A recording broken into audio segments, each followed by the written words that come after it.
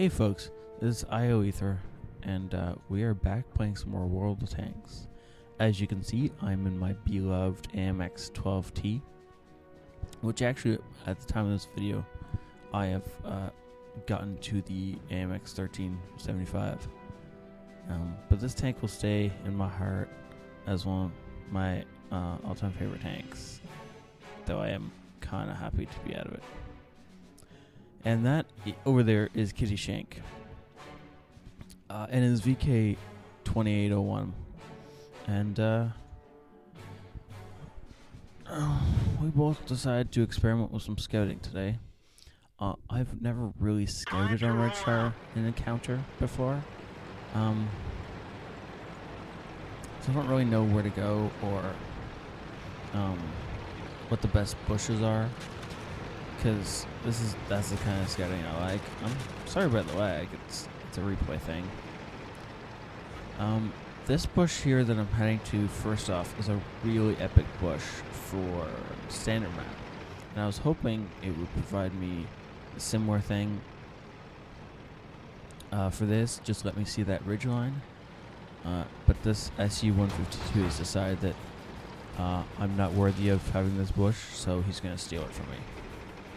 And I mean, yes, I could have stayed there, but there would have been no point. A, his view range is about the same as mine, so I'm not providing him any spots. And B, every time he shoots, not only do my ears get blown off, but he reveals me. He lights up my position, and his. So there was just one point in that. No, okay, so I decided that I was gonna do something dumb. So I'm driving over here. I don't have Sixth Sense on this tank, which I really missed. I would have liked to know if I'd been spotted by now. I don't know if I was. So that's why I kind of poked my head over before I went over completely. Wanted to see if any shots would come my way. Nothing did. So I could have stayed in that bush, but I mean, if I'm gonna go for it, I might as well go all out. So I found this bush. And this is just me trying to get out situated. I'm not actually gonna take shots, though you will see me scoping in a lot. Part of that is because I'd like to take shots. I'd really, really, really like to take shots. But the other thing about it is that I want to know when their guns point in my direction. Because as soon as I see a gun point in my direction, I know that I've been lit. So Kitty just made a run on the ridgeline, trying to run up the ridge towards friendlies. And he probably spotted a whole bunch, but he got shot for his trouble, so.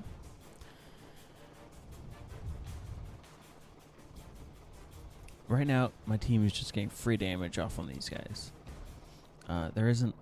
I don't think any of them on this ridge in front of me can see any of my teammates. They're just being shot, and they have no idea where the shots are coming from or what's lighting them up.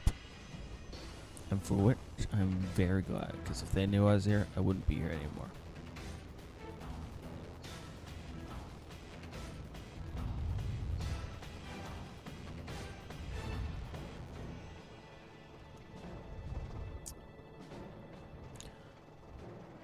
So this T-49 makes a daring run, and I'm very surprised he gets as far as he does.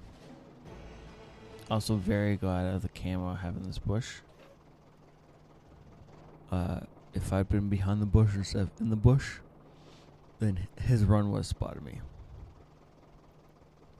He actually makes it all the way up most of that hill, and just lights up everyone on our ridgeline for quite some time before he gets killed. I really want to take a shot at both this VK and the T-49, but there's still too many enemies around for me to do that safely.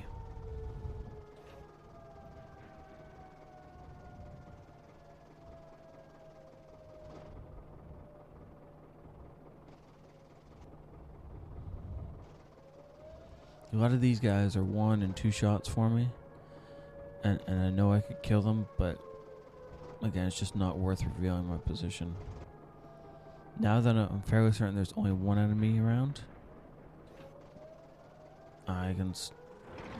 yeah, I'm deciding I'm going to go for it. Penetration. Critical hit. Now, because I'm shooting through trees, he actually has Enemy no idea armor where is I am. damaged. Which is great. Means I can make a run at these guys. I believe I lit up the Jag Panzer IV when I made this run. I don't know if I lit up. Well, no, I'm fairly certain I did not lit Our up. engine is knocked out. Enemy armor is destroyed. One shot. There goes my engine. Lovely. But thankfully I didn't need it. So unfortunately I don't have a score screen to show you. I don't remember how many credits I made for this battle. It was a little bit ago. But I do remember getting about $3,000 in spotting damage, somewhere around there. When you're playing your scouts, be ambitious. It might get you dead the first, the second, the 20th time. But eventually you get a feel for how to play a scout. I can't count how many times I've played a scout. You get a sense for where you can go, where you can't go. I was fairly certain if I hadn't been spotted, I could get to this bush.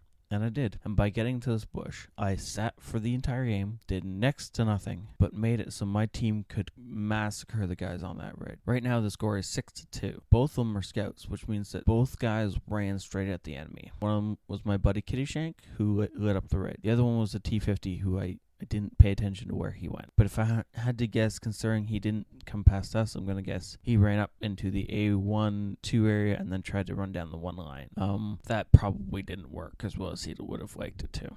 If he went through the center map, again, that's a great place to light people up. Good place to die, though. Active scouting, if you want to do it, go right ahead. It's really difficult. I don't active scout a whole lot, and the reason I don't active scout a whole lot is it's a lot of work for not nearly as many results. There are definitely times when you need to be active, to be running around the board lighting up enemies. Generally, it's not the start of a game. At the start of a game, if you want to, and you want to be a really daring scout on like Sand River or any other Westfield as a place like this, anywhere with a giant hill between you and the enemy that is fairly quick to get to and the entire team don't really camp on it a whole lot, then what you can do is you run up, poke your head over, and turn around and run away. Great way to get a scout medal without getting shot. However, other than that kind of thing, active scouting at the start of a game is generally not very helpful. The best thing to be doing, you're going to be running straight at the enemy anyways. Find a bush just your side of halfway, or if you think you're fast enough, just the other side of halfway, and park and just light up enemies like this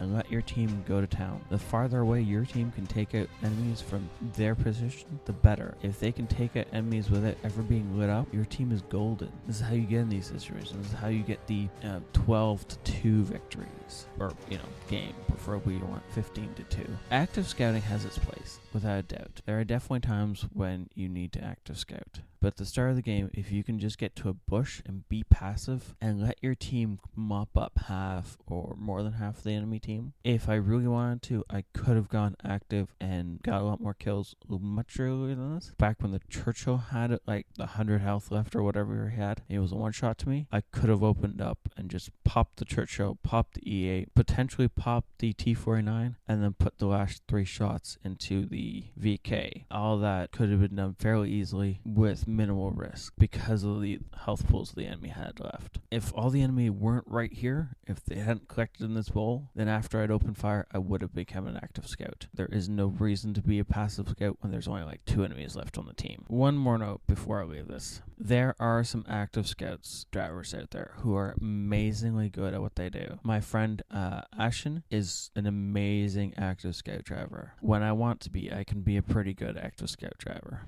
It's still not something you should be doing without some practice. Practice being passive scout, because a passive scout in the right position is more valuable than an active scout, but it's boring. I'm not going to sugarcoat it. Being a passive scout is incredibly boring. I mean, the only thing I think about when all this is happening is my adrenaline's going because if somebody comes my way, I'm dead. But also, I'm thinking about how much XP I'm racking up with each shot my team fires. Okay, that's enough on that. Thank you so much for watching. If you enjoyed this, please hit the like button. It helps me out quite a bit. Have a good night, folks. This is IO Ether out.